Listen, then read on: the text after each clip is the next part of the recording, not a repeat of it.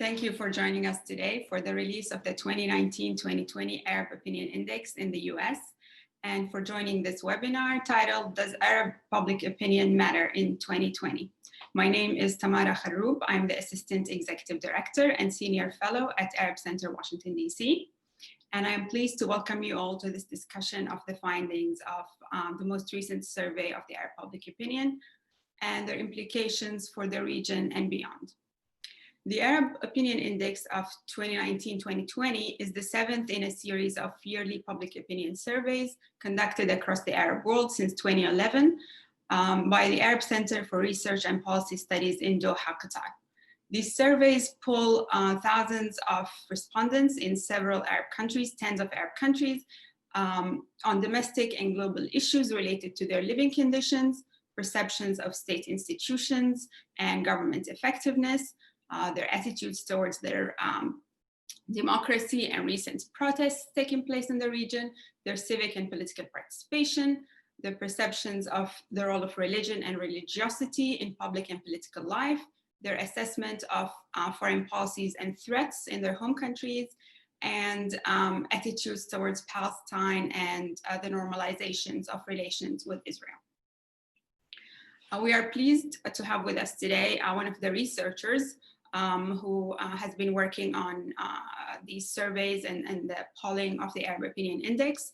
She will be presenting the findings. Dana El-Kurd, thank you for joining us. Dana is the assistant professor in the Critical Security Studies program at the Doha Institute for Graduate Studies. She is also a researcher at the Arab Center for Research and Policy Studies in Doha, Qatar.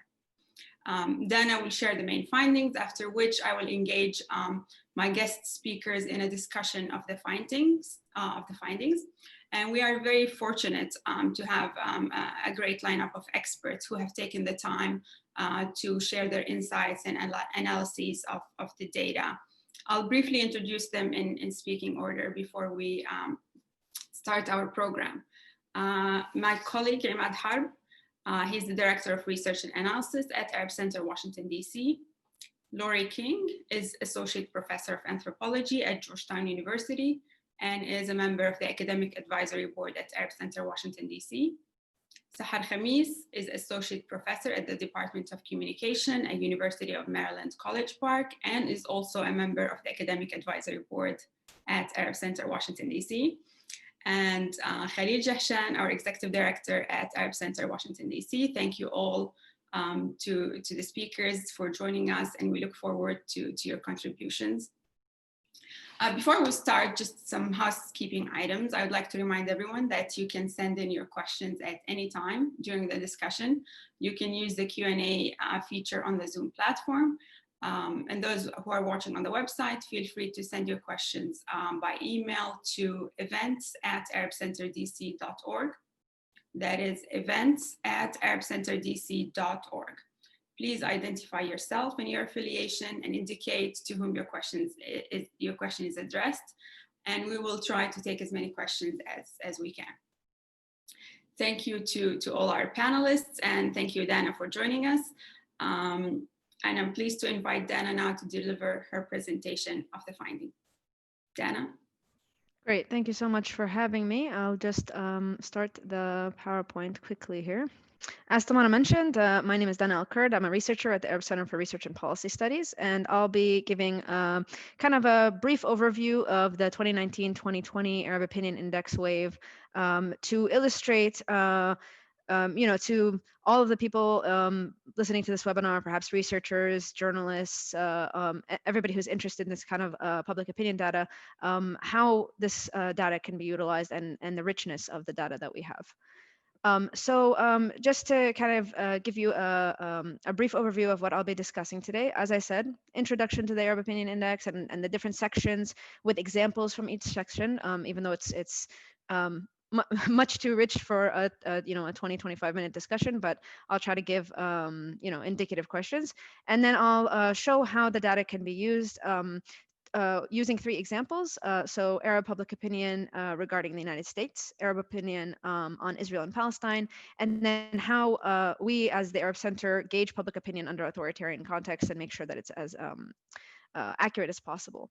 And then at the end, I'll briefly give an overview of how to access the data and different reports and analyses. So the Arab Opinion Index is an Arab-led public opinion survey coming out of the Arab Center in Doha, Qatar, and it's the largest public opinion survey in the Arab world.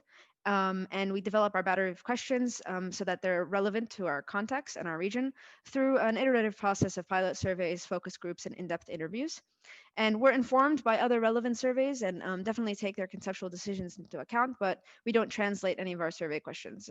They're quite nuanced and contextualized. And we have a firm belief, kind of an answer to the title of this webinar, that Arab opinion does matter.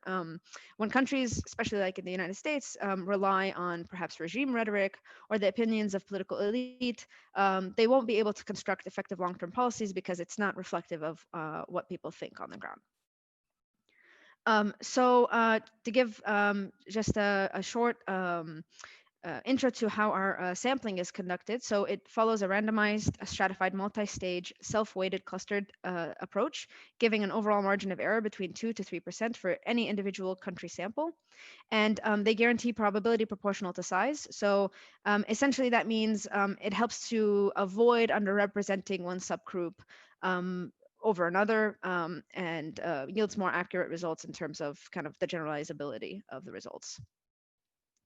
So the 2019-2020 index was conducted in 13 countries in conjunction with local partners, and we had approximately 28,300 respondents. The fieldwork was carried out by an overall team of 900 individuals with an equal balance on gender, who conducted 69,000 hours of face-to-face interviews. But the Qatar and Saudi Arabia samples were using phone surveys. And the countries that were included this time around were, as I said, Saudi Arabia, Qatar, Kuwait, Iraq, Jordan, Palestine, Lebanon, Egypt, Sudan, Tunisia, Morocco, Algeria, and Mauritania. So now to kind of get into the different sections that are included in the index. So the first section has to do with living conditions of Arab citizens. So things like how would you describe the general economic situation in your home country broken down by country. That's the chart that you see in front of you, right now. And so, this data can be quite nuanced. We have a number of different questions that ask about these things down to the details of like which services and stuff like that. So in this question about economic conditions generally, obviously the Gulf countries are responding the most positively and have the most positive assessment. And then other countries are much less positive. Excuse me, sorry, I froze here. And then we also in this section include questions on immigration. So this is a question on whether or not they wish to immigrate. And we also have open-ended questions related to immigration to break down where they want to immigrate, why they want to immigrate, whether it's an education issue or political security, whatever the case may be. And we have it broken down by gender, age, and other demographic factors. So again, what we see is, the Gulf countries, Saudi Arabia, Qatar, and Kuwait, have much less desire to immigrate for obvious reasons. And then, different countries have varying levels. So kind of just, that's a brief taster of section 1, but it includes much more than that. But in section 2, we move on to perceptions of institutions. So things like, trust in different parts of the government, trust in political parties, these kinds of things. So this question in front of you here is the question on trust in the military specifically, which actually enjoys a high rate of trust in, across the Arab world. But there is, of course, some level of preference falsification here in particularly repressive states. So, I will discuss how we get around those issues in the coming slides. But overall, militaries are kind of seen as institutions of competence and trust. And this has not changed very much over time, though there have been, what we would consider significant improvements. But overall, the majority have always, since we've started this polling, have expressed a positive assessment of the military. And in comparison, this is the chart that looks at political parties, which are viewed much more negatively. And I think this speaks volumes about, the state of politics in the Arab world, and the legitimacy of current political actors. But yeah, again, this includes a lot of different institutions. I'm just giving you, an example. Section 3 deals with attitudes towards democracy. So we ask about first democracy directly, how important it is to them, but then we also kind of break it down, different components of democracy, different measures of democratic conditions, and how respondents perceive democracy across different countries. So we find that, for example, when we give them different prompts and ask them whether they agree or disagree with these prompts, we find that a majority of respondents disagree with a set of statements which either characterize democracy negatively or characterize their own society negatively. So there is, a great deal of positive association with the idea of democracy. So, for example, when we break down the statement, "My society is unprepared for democracy," this chart shows variation by country on that question, and we see that even in countries which don't have representative governments, different examples on this list, including Saudi Arabia and Kuwait. Kuwait does have a parliament, but in any case, even in countries that are either very nominally democratic or not democratic at all, you see a large degree of disagreement with the idea that society is unprepared for democracy. And understandably, we have high non-response rates in countries such as Saudi Arabia, but what is probably of interest here is that the idea that society is unprepared for democracy in countries with kind of active conflict over democratic institutions are the ones that have the greater level of agreement with this notion.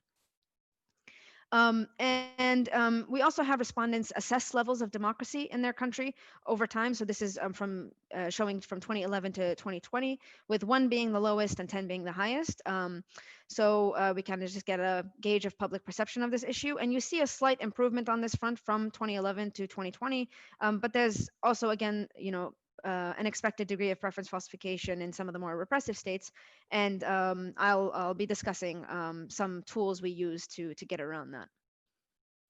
And finally, this is the same question that I used before, broken down by country, and you can see what I mean here. Saudi Arabia, the respondents from Saudi Arabia are expressing a high level of democracy, when obviously that's not the case. And there's an element here of respondents kind of expressing what they think others may want to hear. So it's kind of a social desirability bias. But when we look at the question of the ability to criticize the government, and we ask them, do you have the ability to criticize the government, how much, and put it on a scale, the greatest disjuncture between that question and the question of what's the level of democracy in your country is happening in the countries that are the most non-democratic. So a country like Saudi Arabia has the greatest level of difference on those two questions, which shows that it is kind of a desirability bias that's driving some of these questions, some of these results, excuse me.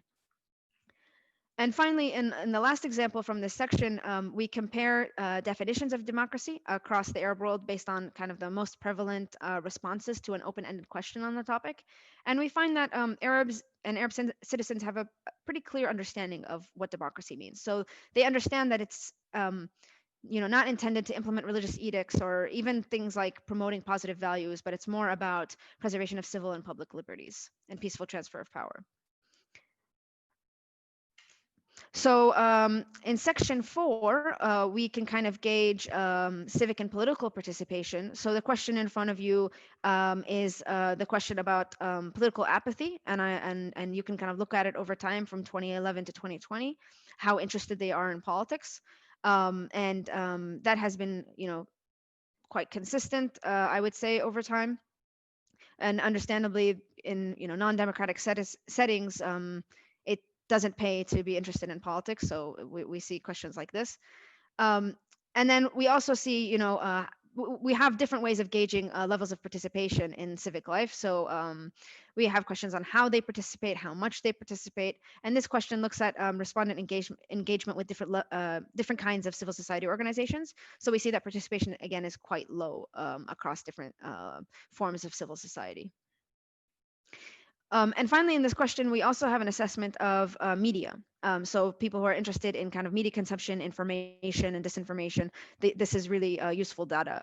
So we look at how much media, what kinds of media they consume, what sources, and for what reasons. So this is, just looking across countries, the different types of media that are consumed across these countries. So like, how much do people get their news from the internet versus, newspapers and things like that. In section 5, we focus on religion in politics. So we have questions on how people define religiosity, whether they would define themselves as religious, and the role that religion should play in politics. So the question here in front of you is about self-identified religiosity.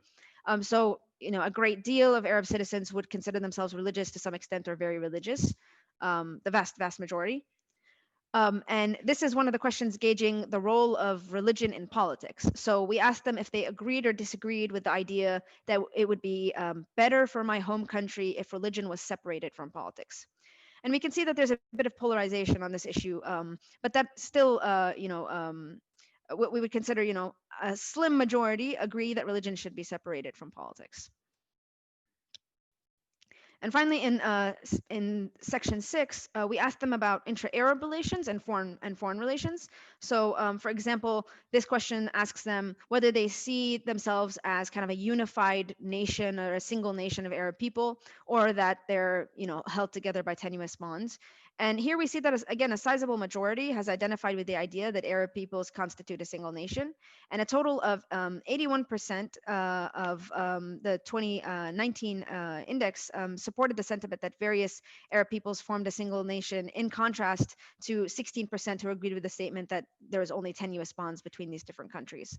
And interestingly, in places, again, where we see kind of unresolved conflict about the nature of the country, about the identity of the country moving forward, such as Lebanon and Iraq, is where we see the highest support for the idea that the Arab peoples are tied only by tenuous bonds.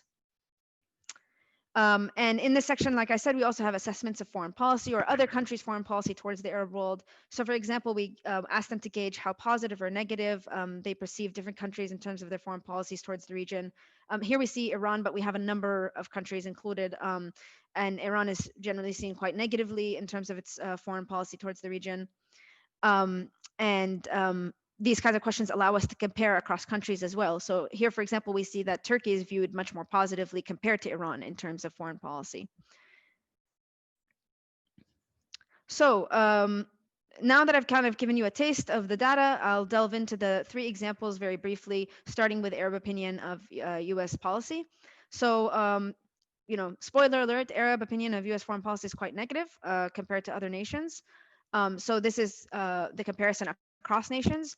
And we asked respondents to identify the country posing the most threat to the region and to the respondent's country. So Israel and the US are at the top of that list for most people, and then Iran comes third. And Turkey, comparatively speaking, is seen much more favorably, as is China. And in terms of foreign policy, again, American foreign policy and Israeli foreign policy are seen most negatively in the region. I don't think that this comes as that much of a surprise. And then when asked to look at specific US foreign policy areas, so US foreign policy towards Palestine, Syria, all of these different issue areas, Arabs had negative views of US policy towards Palestine and generally every issue area that we asked about. And what's clear from this data and some of the other questions included in the survey is that Arabs have a negative view of American policy.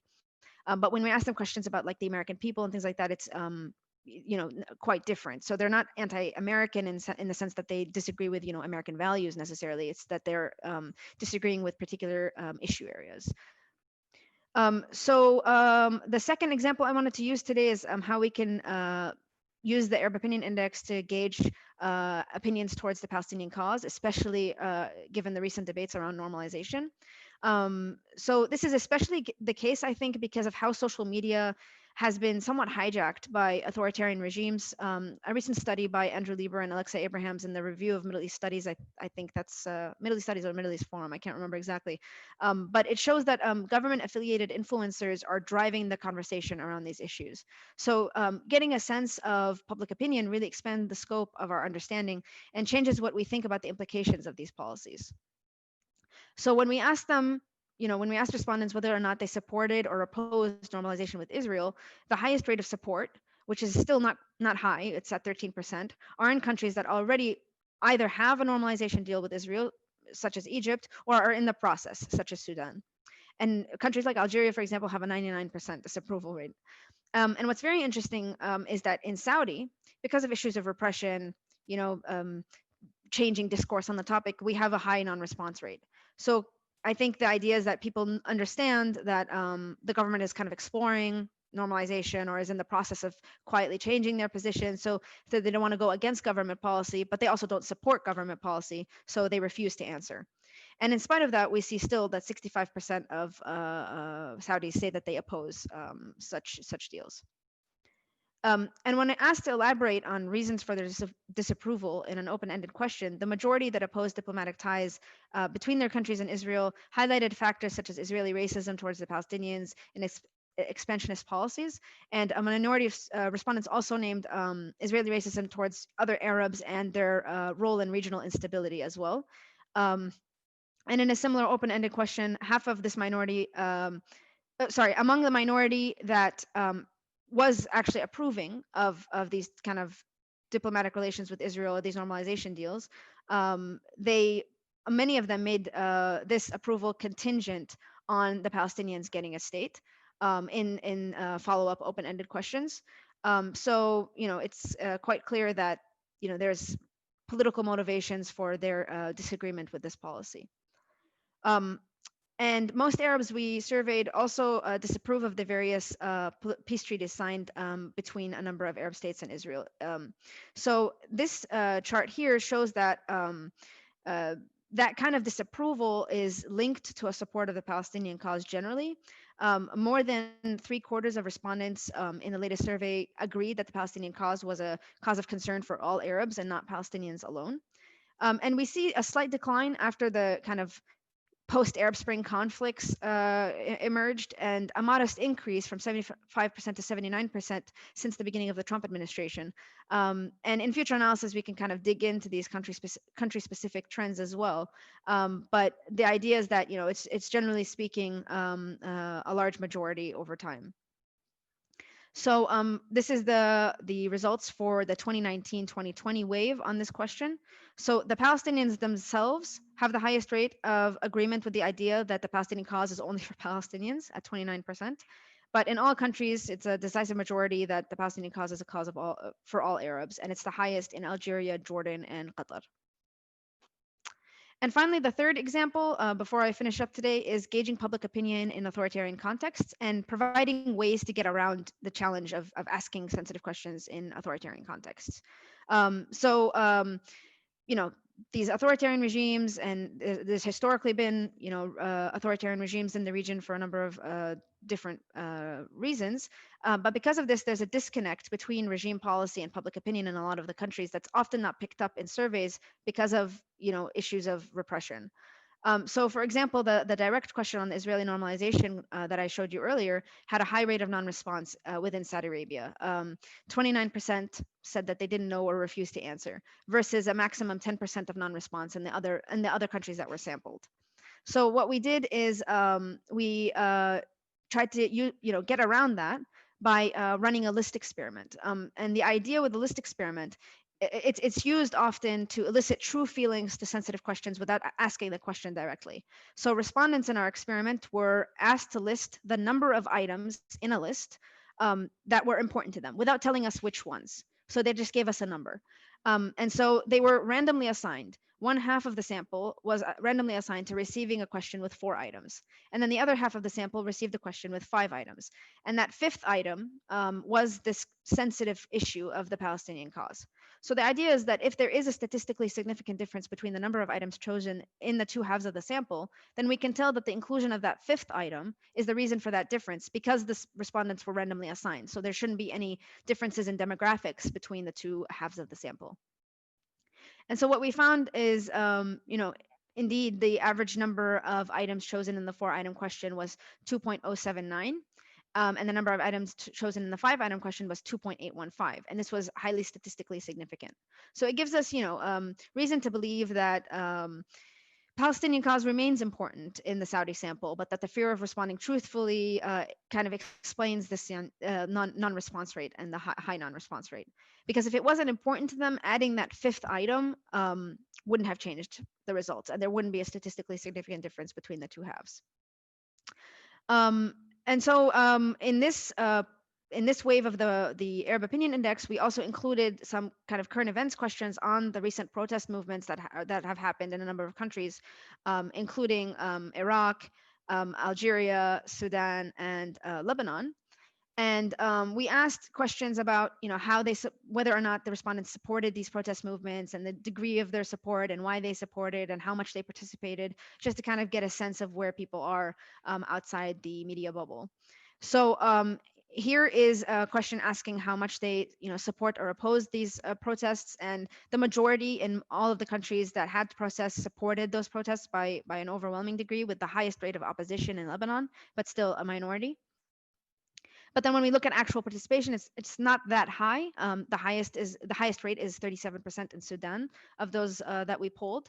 But this is the case, I think, for all protest movements. It doesn't require large swaths of society to engage.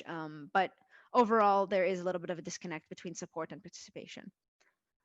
So to conclude, I may have gone over my time, so I apologize. But the idea for the Arab Opinion Index is that we have a comparative advantage because we are in the Arab world. We're using our highly contextualized knowledge of the cases to write these surveys and write these questions. And the yearly measure of a variety of variables as well as current events can kind of help researchers and those interested in the Arab world track these things over time.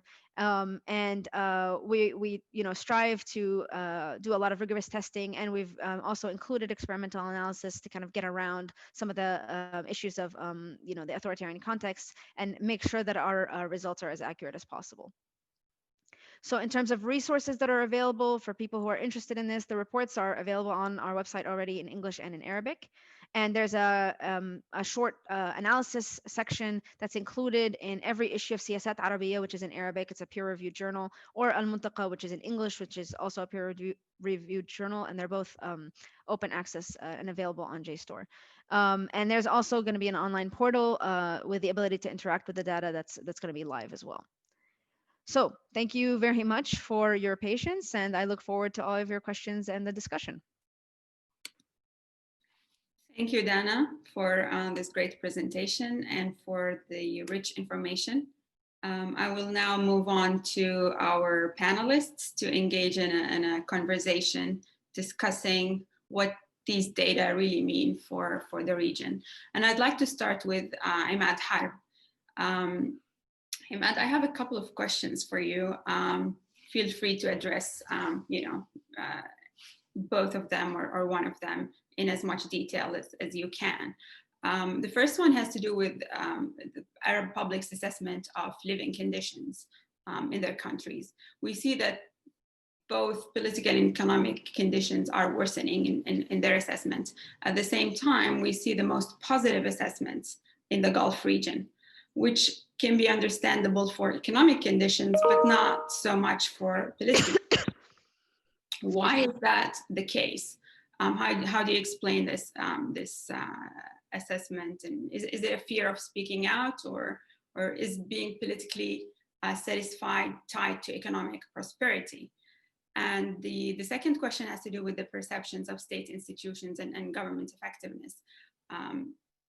as Dana has presented, we've seen that there's the most positive assessment of institution is of the military and the police and security institutions. Why is that the case? Whereas the least positive assessment is of the political parties. How do you explain that, and what does that mean for the future of the of democratic transitions in the region? Imad? Thank you very much for these two questions, and thanks for Dana for a very, very nice presentation on the results of the index. Well, for one thing about the evaluation of economic conditions, I mean, the Arab world is going through some really very, very rough times regarding bad economics.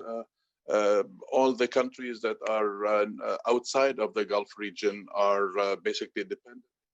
These are economies that do not necessarily have enough to spend to spend on good budgets for their citizens. The issue with the difference in the Gulf is specifically because the Gulf is energy rich, and the Gulf countries have had this social contract with their citizens that they are to provide for the they could provide for their citizens, and that has been the case for a long time.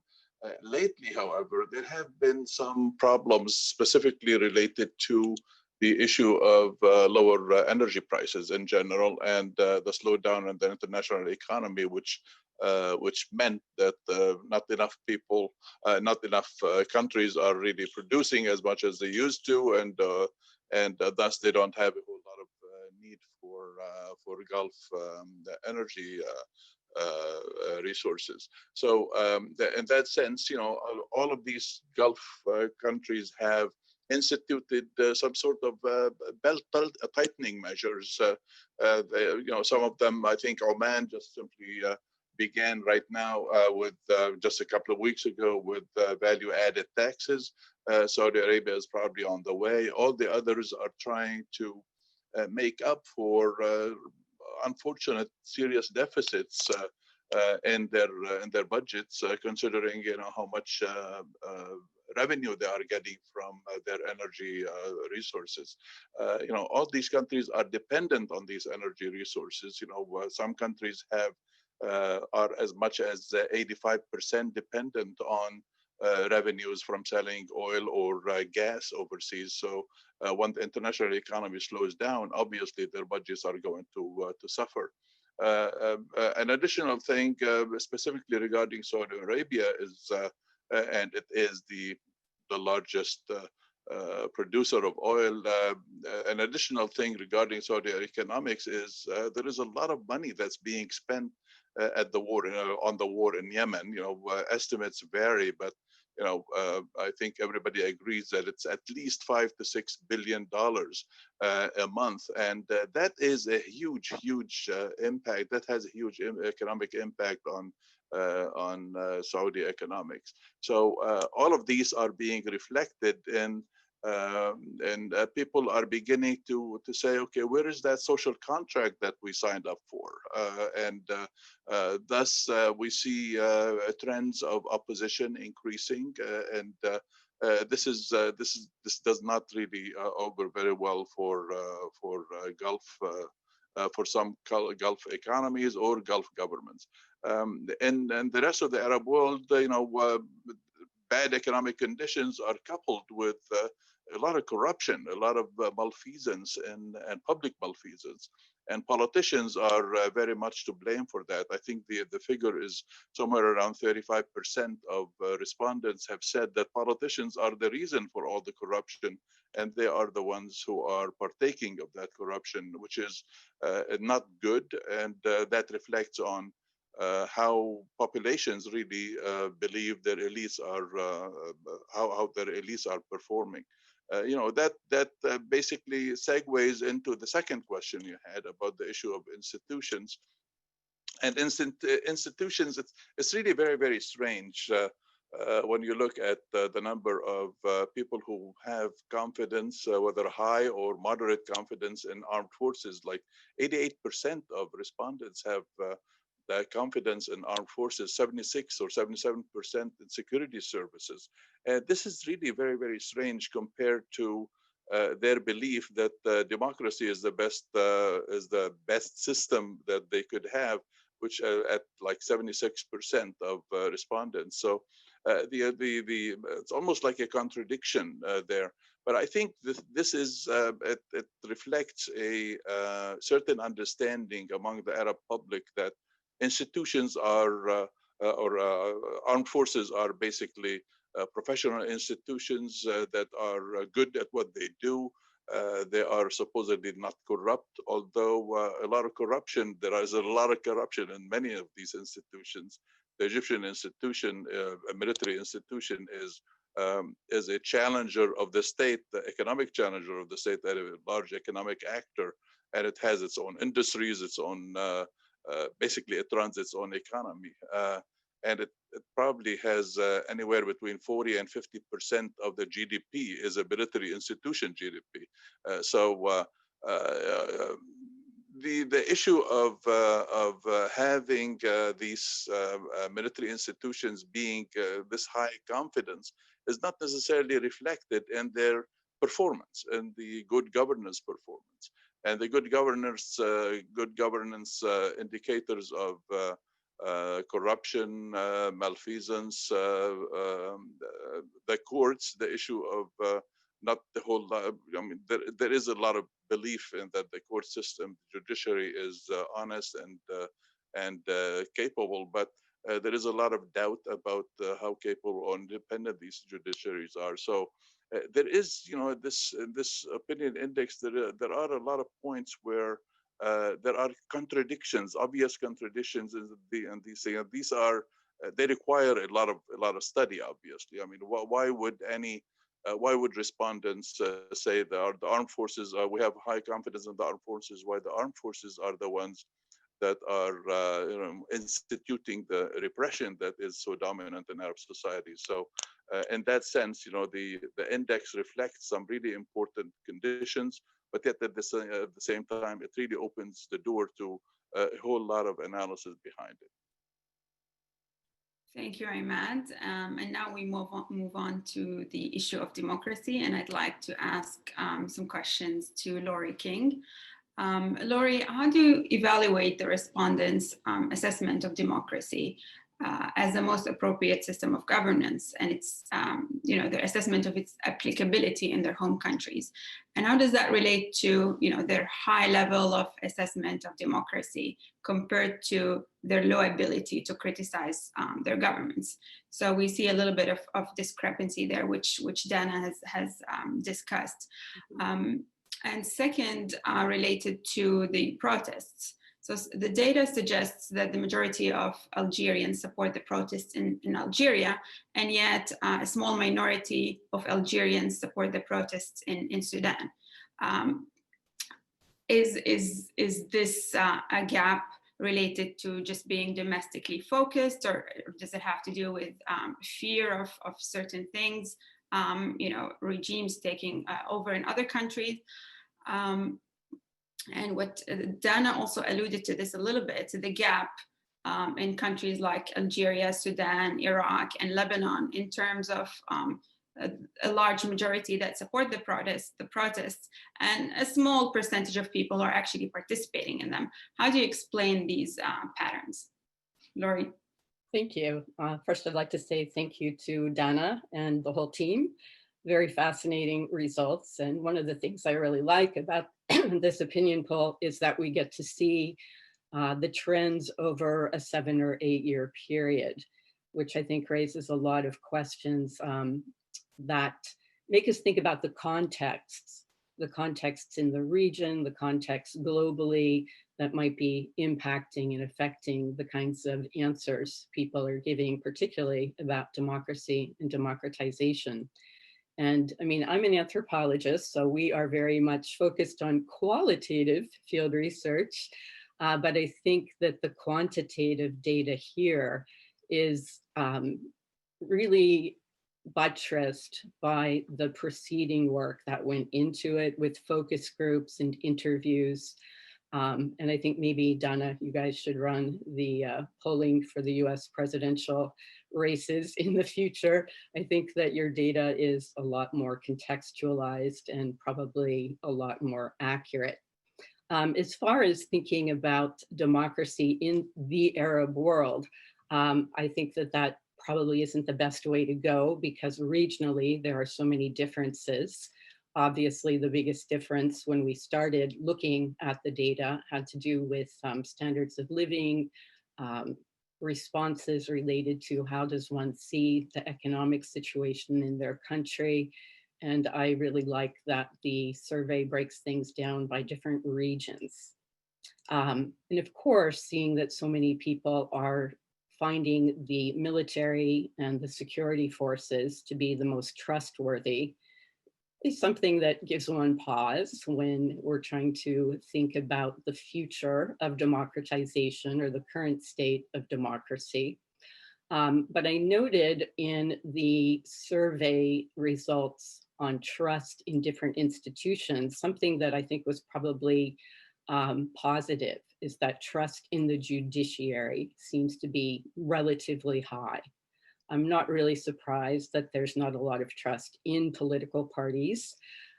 As one person, I think Ahmad pointed out, sometimes the politicians and the political parties are most associated with corruption and most associated with perhaps paying more attention to what external countries and particularly external, potential funders or suppliers of military equipment want, more so than what people themselves want. But one thing that's interesting to note too is that the one country in the region that I think everybody, agrees came through the Arab Spring protests back in 2011 and 2012 in the most positive way, at least from the viewpoint of American political scientists. Tunisia rather. Tunisia seems to be the one country where the demands of the people during the Arab Spring were met to a greater extent, obviously, than Egypt, which I think is probably more authoritarian and repressive now than it was even in the period of Hosni Mubarak. But the Tunisian data is a little concerning. People seem to feel that the economic situation is very bad. There's a lot of people who want to immigrate, which I found kind of surprising. And trust in the political parties there is also quite low. So that would make me wonder about, to what extent and why is the trust in the political parties low if after the Arab Spring, Tunisians got, much closer to a sense of a trusted, legitimate, representative government. And without knowing exactly why they're not trusting their government, it's somewhat hard to answer that question. And I think this data really gives us a lot of interesting avenues to pursue, whether we're in political science or sociology, diplomacy. Another thing I think is really excellent in terms of an indicator for democracy and democratization is people throughout the region are consulting and using a wide variety of media, radio, television, internet. And I think all of us who have lived in the Middle East are well aware that people watch and listen to the news very carefully and often watch and listen to news from, a number of different sources in different languages. And I think any democracy, to be an effective democracy, has to have a well-informed citizenry. And the citizenry throughout the Arab world, I think, is probably much better informed on local, regional, and international events than, what we find even, here in the United States. But as far as the protests, this whole year has been so tumultuous and so many, intervening variables have come into the picture. For instance, in Lebanon, exactly a year ago, the protests were dominating the news screens and all the discussions in social media about what was happening in Lebanon was causing, a big stir. And I think for a lot of people who lived in Lebanon or love Lebanon, a sense of optimism. But the economic collapse, followed by the COVID infection and pandemic, shut that down quite rapidly. And of course, the other intervening variable for Lebanon over the last year was that massive explosion in the port. And, I'm focusing on Lebanon, perhaps, well, because I lived there for 5 years, but also because I think it's usually been seen as a bellwether for democratization in the region. Beirut, I think, is still considered to be one of the truly cosmopolitan, open cities in the world, not just the Middle East. Freedom of expression, managed to, do quite well even during the war. So to see that throughout the Levant, through all of the Mashriq countries, in these data that Dana and the team have presented, I mean, it's clear that on every indicator, whether you're talking about economics, whether you're talking about faith in institutions, whether you're talking about views of external nations' foreign policy, the results for the Levant are just really depressing. And this is a region of the Arab world where we are likely to find people who are maybe the most cosmopolitan, with some of the highest educations, with a lot of experience going in and out of the region, where you also have many people whose families have, large networks living abroad in the United States, Canada, Brazil, in Australia. And to see that they want to emigrate, that they are very unhappy about everything, makes me think that if we're going to talk about democratization and possibilities for democratization, we have to really think about, the well-being of the citizenry, not just how well informed they are. And my sense in looking through all the data, and I even noted this to Khalil, is that I really worry for the mental health of people in the Levant area in particular. And with that kind of frustration, anger, despair, how will that be expressed in the future? Protests? It seems like protests in Egypt and Yemen and Syria really led only to more horrors. And in Tunis, where the Arab Spring arguably had its best results, to see that people in Tunis want to immigrate and don't have faith in their political parties was, for me, that was a surprise in looking at all of this data. I'm not really sure how much to, not that I wouldn't give credence, but I kind of look with a little bit of a jaundiced eye on some of the data from the Gulf countries, in that I think we saw in the data that the response, I prefer not to answer, tended to be higher in those countries than elsewhere.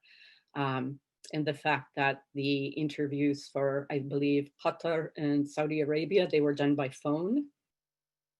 Yes. Yeah, it's similar to American polling. It's done by phone. Exactly. And we see how good American polling is, right? Within the, Nate Silver would tell you it's within the margin of error. Yeah, right. Within the margin of error. I would wonder too, I mean, would people be worried that their telephone lines are being surveilled? That's, an issue that I don't think we've yet gotten to in America, maybe.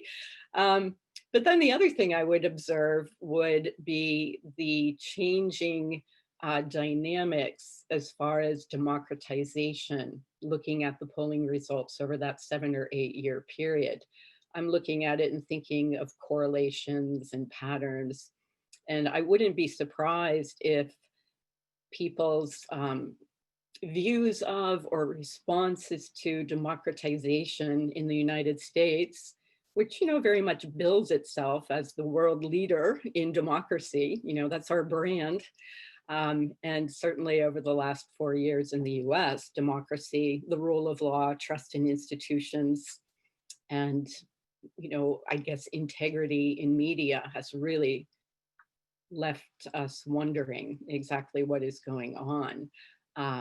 So I wonder, and this would be something interesting to pursue in future research, if people throughout the Arab world look at the United States and say, democracy doesn't look like they're doing it very well. Doesn't look like things are really hanging together the way they have advertised it to hang together in the United States. And then coupled with that, the US pursuing military policies of democratization at the point of a gun in Iraq doesn't really inspire confidence in the whole democratic endeavor. The only other thing I'd say, just to conclude, is that since this has been such a tumultuous year, a friend of mine actually made a joke that in future, historians will have to specify which month of 2020 they specialize in, all right? So any poll is just a snapshot. And now in this year that's been so tumultuous, I think it's, you know, like a really quick snapshot, just like a little blink across the screen. But democratization, I think, you know, as an anthropologist, I would think about, you know, cultural concepts and worldviews and what kind of symbols, what kinds of connotations and associations do people have when you say democracy. And whereas I think in the United States, people think democracy and they think it means freedom and liberty, maybe even the freedom and liberty not to wear a mask during a pandemic. But really, the true twin pillars of democracy are equality and justice. And those issues, I think, are going to be a real challenge in the Arab world when the military and the security forces are still seen as the most trustworthy institutions in society. But the fact that the Arab citizenry throughout the region are critical thinkers and avid consumers of news and analysis from multiple sources, that gives me hope in where we're going in the future. I think a lot of this will probably hinge as well on the incoming administration in the United States, which seems to augur for a return to some of the policies and principles that the Trump administration has devastated and eroded. So I'm really looking forward to the results of the next survey. Thank you, Lori. Thank you very much. A lot of important questions and food for thought there. I'd like to remind everyone that you can send your questions via the Q&A feature on the Zoom platform. Feel free to ask questions about the data or to our panelists about their assessment of all of these findings. You can also send in your questions by email to events@arabcenterdc.org. And now I'd like to move to the issue of political participation with Sahar Khamis. Sahar, we find that from this data that there's a yearning for democracy, and yet we see that there is a low level of political participation across the region. Is this political apathy the result of the lack of efficacy, or are we seeing civic and political participation migrating online? As Dana has said, there's a dramatic increase in internet use and access to information and news through social media and online platforms, and this has been consistently increasing over the last 10 years or so. But at the same time, there's the issue of misinformation. There is the prevalence of government-related influencers who are driving the conversation online. What does this trend mean for the future of political participation, information, at the public sphere in general, and democracy in the region? Sahar? Thank you so much. Excuse me, it's a pleasure and an honor to participate with you in this important panel today with the Arab Center, Washington, D.C. And thanks so much to Dana for presenting these important findings of the survey. Let me start by saying that the two issues of the role of the media and political participation are very closely interlinked and intertwined, right? So we have to think of them as connected and related to each other. The survey data looks back at data from 2011 moving forward to the present moment. And we have to understand that in 2011, of course, there was this great moment of the Arab Spring uprisings, and it brought about this great moment of political euphoria, as well as also social media euphoria, or what we can call techno euphoria. People were so optimistic, they were so hopeful about the future of the region, and they were so optimistic looking forward to the future and thinking of the great democratic potential that lies ahead of them. And with that came a lot of trust that was also invested in the role of the media, especially social media, with the role that social media played as catalysts and amplifiers of the causes for change and the calls for reform and democratization in the region. Fast forward to our survey of 2019-2020, the situation is very different, both on the ground as well as in the social media and the media sphere as a whole. We see that the survey data shows that there is some skepticism, and rightly so, unsurprisingly, in terms of the efficacy and the effectiveness and the importance of political participation. And I suspect that this is linked to another issue, which is the ambiguity of the term civic engagement. When you use the term civic engagement, a lot of people think about it as quote unquote elections. So that's why we see in the survey data, people's trust in the elections or the value of the elections and the importance of the elections as a tool for political change and political participation is declining.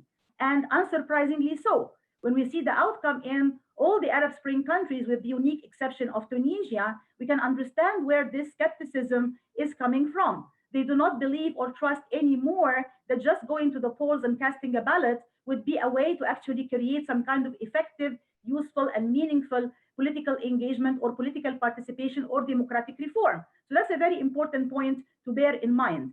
And also the fact that they just limited to the element of elections means that there are other aspects of civic participation and civic engagement which are somehow obscure or even missing. In other words, the role of civil society, the role of civic engagement, the role of NGOs, all of that, as we all know, and it's not a secret, is largely absent in most of the Arab world. So that's another major problem.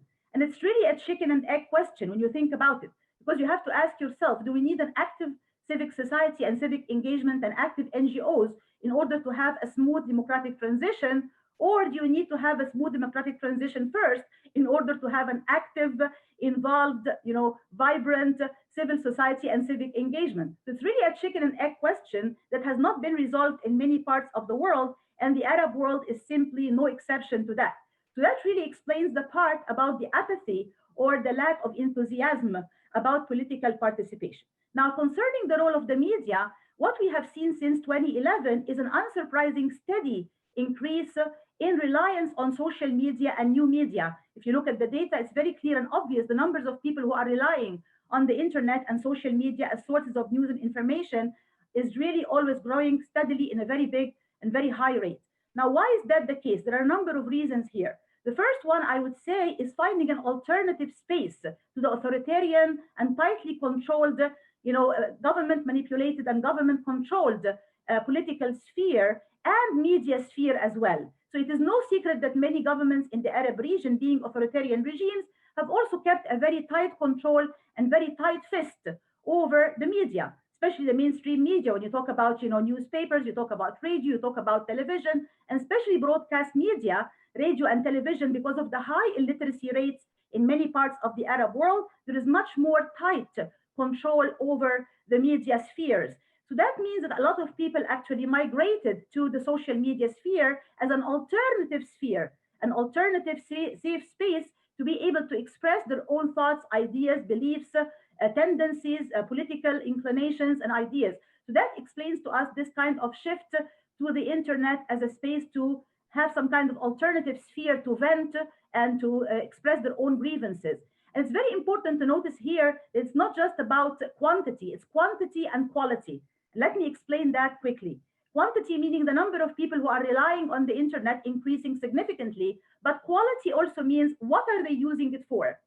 So the word social media implies that it's used for social purposes. You use it to connect with your friends, to invite them for a birthday party, online dating and the like. But what happened in many parts of the world, including the Arab world for sure, is that it has a growing political significance and political importance as a source for people to get political knowledge and political information and political data. Now, is that a good thing or a bad thing? that again raises a very important question. I believe it's a double-edged sword, meaning it does have its own pros and cons. Yes, it does give us this alternative sphere where people can communicate and interact and exchange thoughts and ideas and opinions in a relatively more free space, because I'm saying relatively because, of course, we have evidence as well of governments doing some hacking and trolling and sabotaging and interfering into these online activities. It's not completely free of all forms of governmental interference and control. But at the same time, you also have a platform where you can have a lot of exchange of misinformation, disinformation, falsehoods, a lot of lies.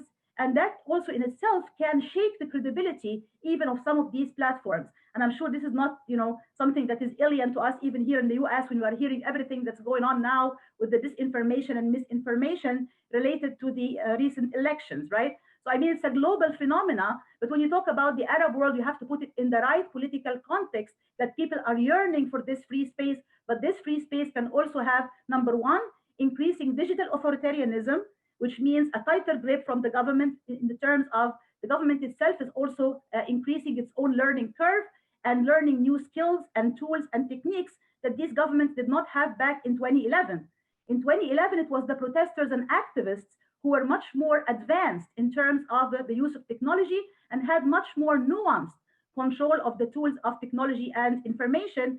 Fast forward to our survey now in 2019, 2020, many of these regimes are much more nuanced and much more effective in terms of the use of technology, which means you have Syrian electronic army in Syria, you have hacking and trolling taking place. And of course, the more affluent the regime is, the more it has resources, economically, technically, technologically savvy, more affluent, the more these risks are also going to increase even more in terms of hacking and sabotaging and trolling, which offers a new form of danger or threat to many of these activists, both online as well as offline. So it is not anymore, quote unquote, a completely free and safe space as we would like to believe it is.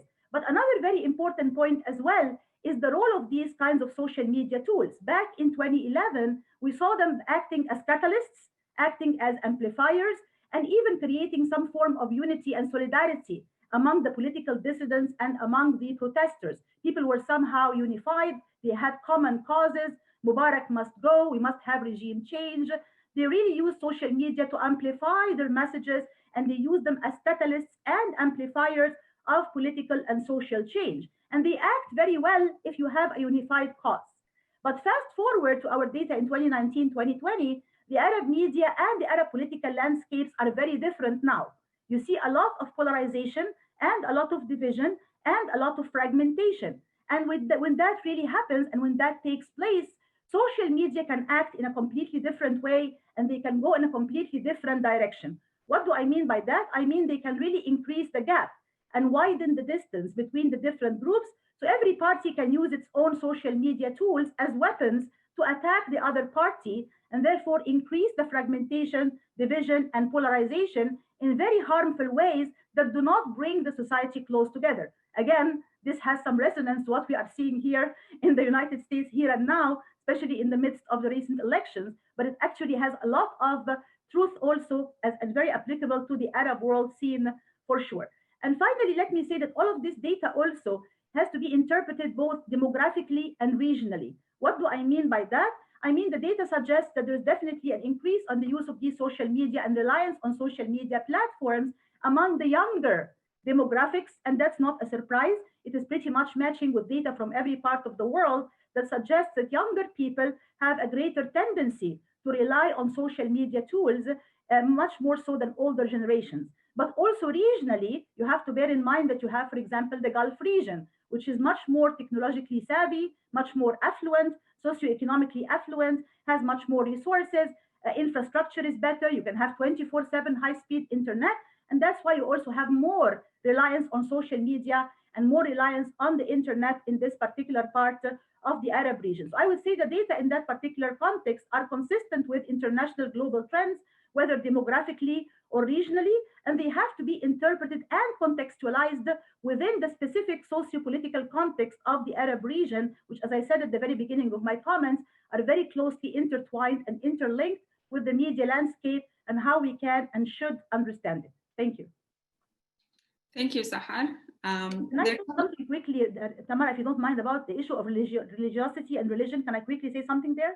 Sure, quickly, yeah. Very quickly. Like I really, also was striking for me the data on the part about religion and religiosity. I felt like, yeah, the data does confirm our own understanding of the Arab world being moderate religious. People are moderately religious, whether they are Christians or Muslims. They prefer to be in this middle ground of moderation and not to go to any extreme of leaving religion altogether or sticking to some kind of, a dramatically radicalized or extremist form of religiosity. But I also felt there is some ambiguity around the terms like separation of state and religion, right? You see that some people are very skeptical about the notion of the politicization of religion or the involvement of religion in politics, but somehow they're also ambiguous about the terms like secularization, ilmaniya, or being secular. Some of them might interpret it as leaving religion altogether or putting religion on the shelf or separating religion completely from your life. And this lack of understanding or ambiguity and elusiveness of the whole notion of secularism and being secular or secularized does create this ambiguity in the minds of many Arabs and leads to this kind of skepticism or even lack of enthusiasm about the notion of separation of state and religion. Thank you.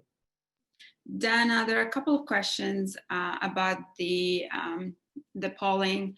Sulaiman Abu Badr says, he has a question about the psychological well-being scales. Have you done any analyses of these scales and whether political, economic, religious, and social factors impact participants' level of well-being and mental health? And we have another question from Jacob Cohen. He says, it doesn't appear that Bahrain and the United Arab Emirates were surveyed. If you can explain that and whether the data might change in general, overall, if these countries were included. He's also asking whether Palestinian citizens of Israel were included in the survey of Palestinians and how that might change the overall trend. Dana? Yeah, so let me start with the second question first. No, it's Bahrain and the UAE are not included for a variety of reasons, because obviously, with certain geopolitical tensions and issues of authoritarian regimes, we cannot directly operate in some countries, obviously. What that means is that we use third parties, polling companies and researchers, and sometimes they're local, sometimes not. But the idea here is that we have to rely on these partners. Now, our partners felt comfortable enough conducting a phone survey in Saudi Arabia and Qatar. For their own variety of reasons, they did not feel comfortable engaging in the same level of polling or same type of polling in these other countries. And we have to kind of weigh the pros and cons of not doing something unethical and putting people at risk to get a little bit more data. So we have not been able to do any kind of polling in Bahrain or the UAE thus far. And that's to be understood. Now, in terms of how that might change the data, so we don't have public opinion data from Bahrain or the UAE, but I would argue that given regime, given the how regimes have been reacting, particularly to the question of normalization and dissent on the question of normalization, as well as how civil society in these places has been reacting, we can safely say, I think, that if not a majority, at least a large segment of the population in Bahrain and the UAE oppose the normalization deals. And so if we were to get public opinion data, I would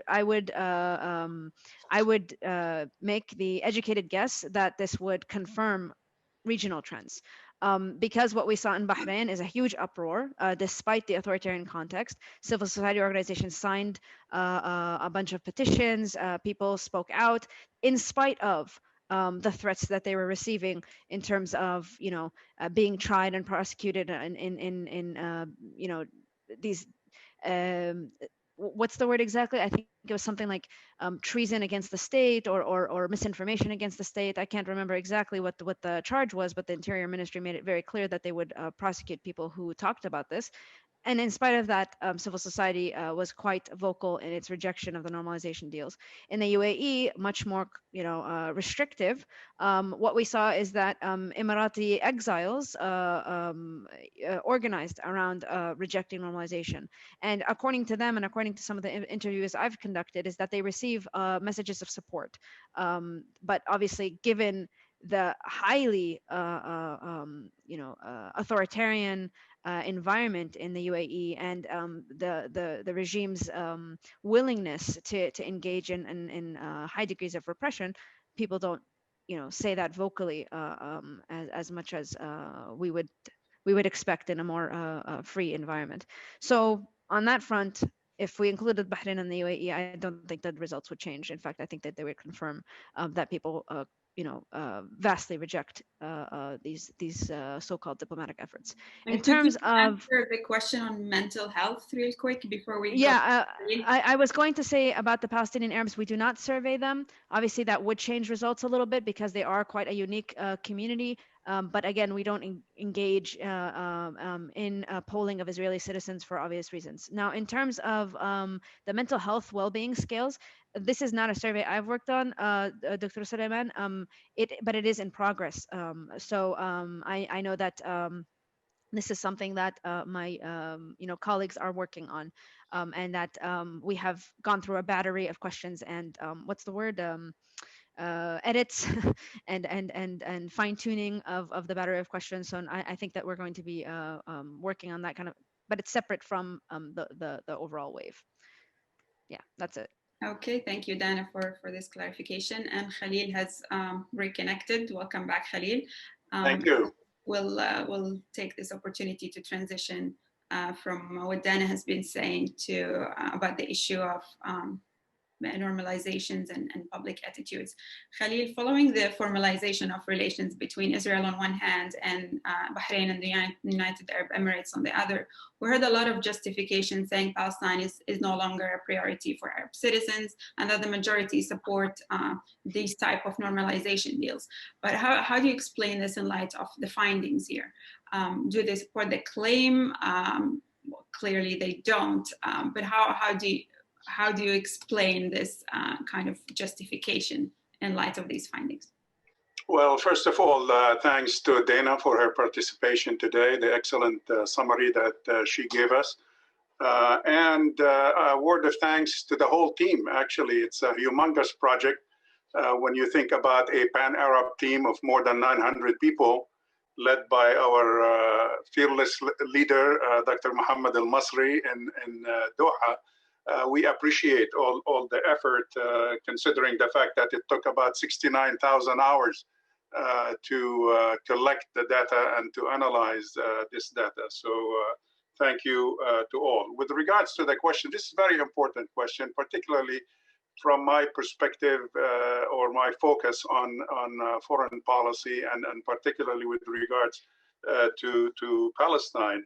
I think the answer to our session today, to our webinar today, yes, definitely.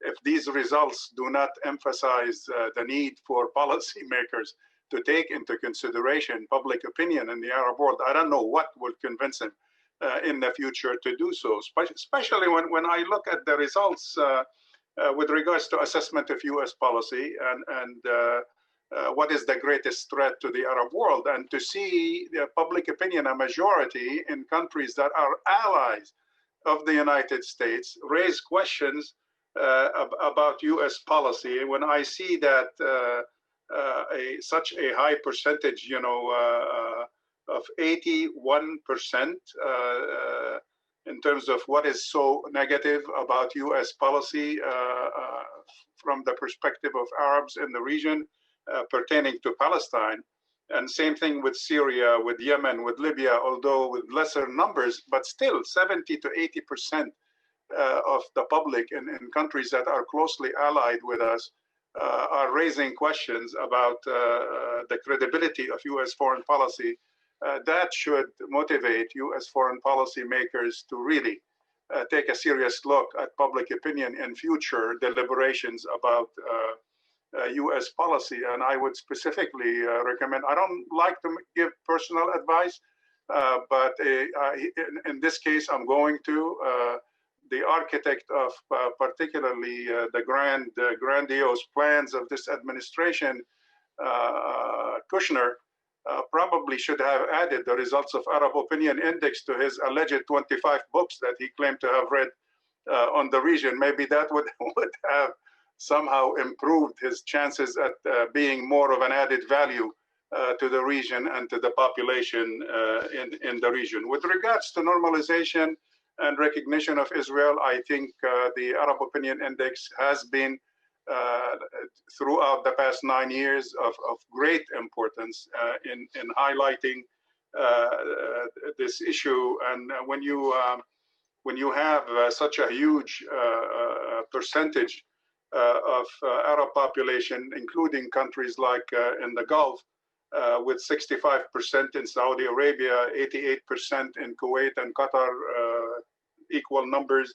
79% in Sudan, and 88% of Arab citizens in the Arab world as an aggregate opposed to supporting diplomatic recognition of Israel by their countries. It should give some food for thought to the champions of normalization, whether at the State Department or at the White House. Thank you, Khalil. There's a question related to U.S. policy, and I think you've kind of started with that conversation a little bit. Elaine Murphy is asking that even though the survey was conducted before the U.S. election, do you think that Arab countries would welcome the Biden administration more than a second term for Donald Trump? Well, clearly the Arab world is divided over the results of the election. Unfortunately, you could see a discrepancy here between the reaction of Arab Americans versus Arabs in the Arab world because of the basically the division among Arab countries. I mean, there are some countries that have totally invested in their bilateral relationships with this administration, not with this country, because relations with a country like the United States should involve relations with Congress, relations with the American people, relations with non-governmental organizations, and so on. And that's absent from the quality of these bilateral relations. So those who are betting on Trump, you see that. I mean, I did several call-in shows in the Arab world yesterday. And several of the callers seem to be Trumpist and seem to have drank the Kool-Aid, the Trump Kool-Aid that we hear on typical call-in shows here in the United States, claiming that there were serious distortions and cheating in the elections and so on, that Trump is right. So there are supporters out there, but I would say, generally speaking, probably a plurality of Arabs are comfortable with the results. They are looking forward to see some change in US policy. They are doubtful about major, deep change, significant change in the immediate future, but they are hoping for, at least on some of the key issues, be it the threat of war with Iran, which the president apparently tried or continues to try as we speak, to instigate some problem there. So there seems to be a level of comfort and support for that. They are looking for that change. Biden will probably focus initially on the US-Iranian portfolio to start with, but particularly there is also, considering the significance of Palestine to most Arabs, as we've heard and seen on the charts that were presented by Dana, the importance of Palestine also raises hopes that somehow the incoming president on January 20th will shift gears and maybe end the declared war by the White House against the Palestinians. Thank you, Khalil. And I think we can take one more question from the audience. There's a question from Qaisar Abbas. Based on this survey, can we say that there's a gap between what the people think, people in the Middle East think, and what the states think?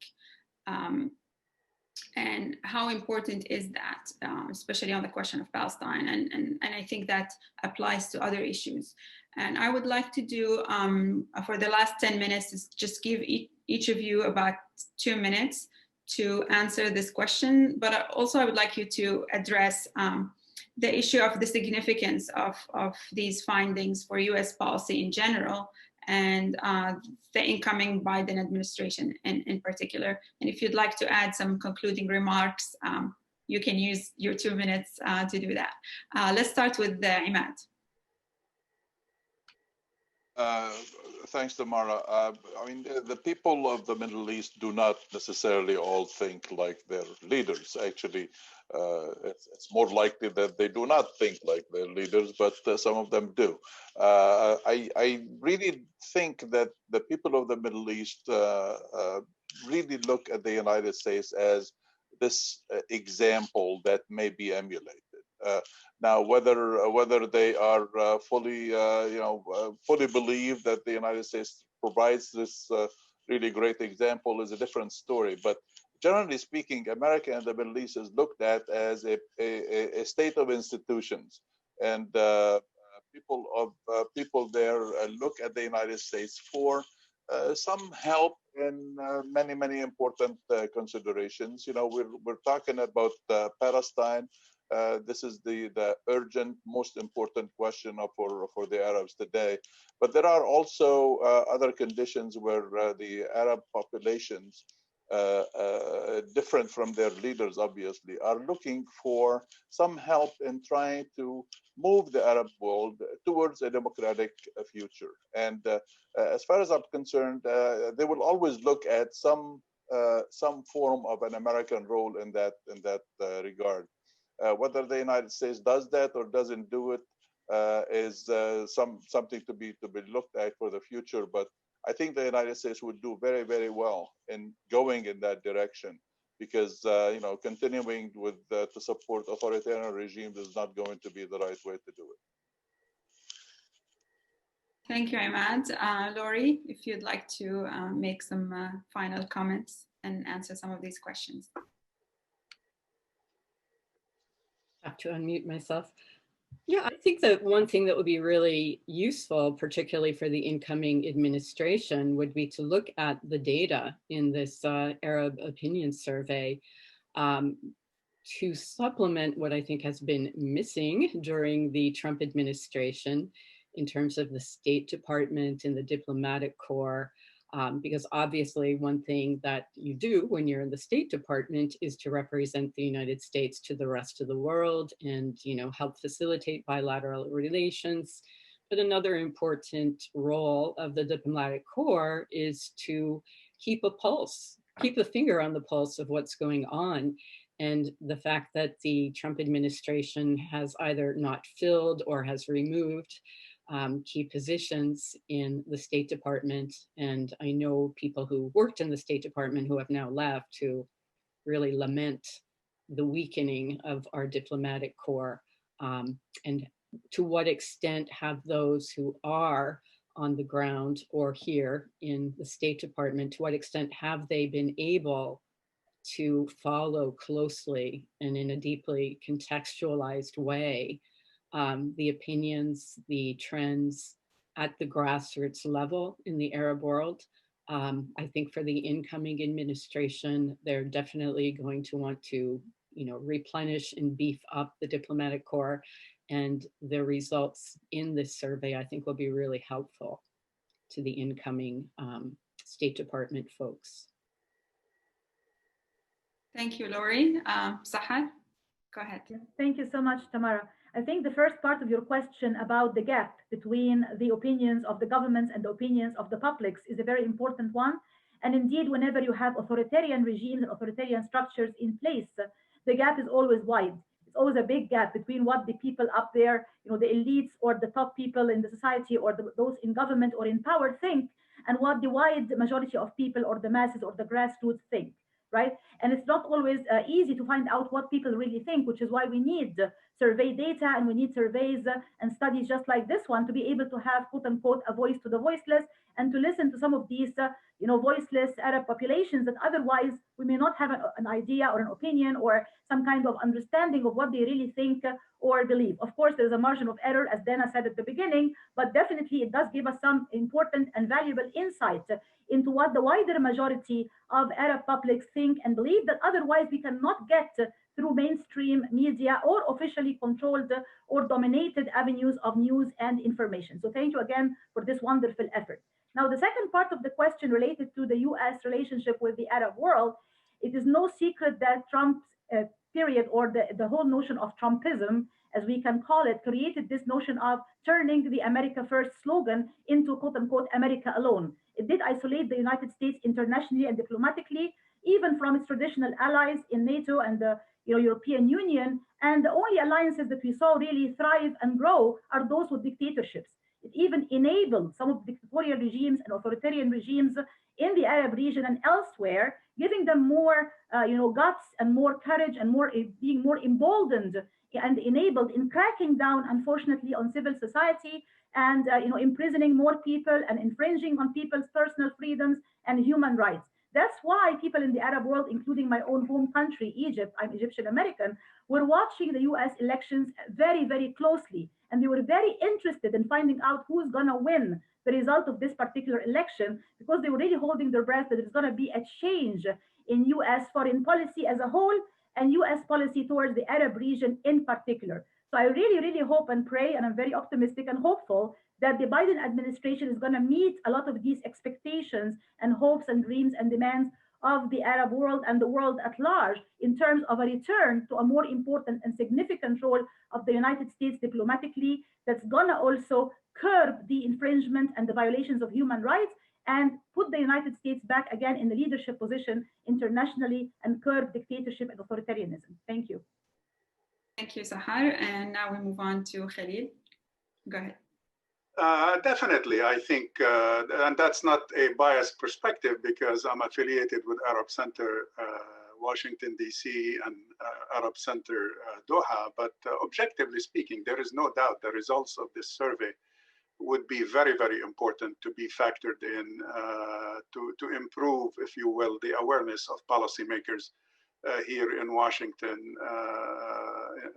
in terms of their understanding of the Arab world, of Arab society, and of Arab public opinion. I've been frustrated after, being a 5-decade student and observer of U.S. foreign policy, of the lack of detailed understanding of public opinion and ignoring public opinion in the past. I'm encouraged that there is a change in the administration, and hopefully that will bring in a much more serious approach to the Middle East than we have seen over the past 4 years. We have shared the results of this survey with some who happen to be on our lists, people who happen to be on the transition team, and we will make sure that the results are shared with a larger group on the team during the transition period and after their swearing in and so on. This is a good time to share that information with the team. I'm familiar with some of the people, and they have shown more sensitivity with regards to public opinion over the years, just from knowing him from academia and from think tanks and from other political groups, foreign policy political groups in town, that they are receptive to knowing these results. So we'll do our best to share that. And my answer is definitely yes. These results are of utmost importance to making U.S. foreign policy in the region more credible and definitely received better by the population of not just our key allies in the region, but the general population in the Arab world. Thank you, Khalil. And Dana, if you'd like to make some final comments or announcements or answer any of the questions that were raised, go ahead.